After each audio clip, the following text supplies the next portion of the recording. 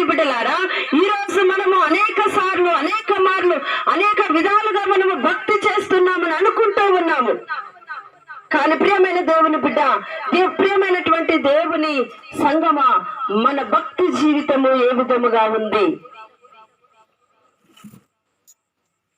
ప్రభుని ఆరాధించేటప్పుడు, ప్రభుని ఆరాధిస్తున్నామంటే పూర్ణ హృదయంతో, పూర్ణ ఆత్మతో, పూర్ణ మనస్సుతో, పూర్ణ బలముతో మనం ఆరాధన చేయాలి.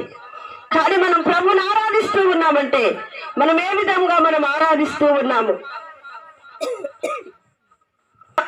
చాలా మంది మందిరంలోనే ఉంటారు. మనం మందిరంలోనే ఉంటాము,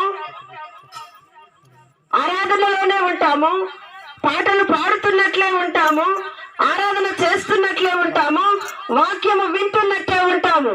కానీ మన హృదయము ప్రభువుకి దూరముగా ఉంటుంది. మన హృదయము ప్రభువుకి దూరముగా ఉంటుంది. అలాంటి ఆరాధన ఆయనకు కావాలా? అలాంటి ప్రార్థన ఆయనకు కావాలా?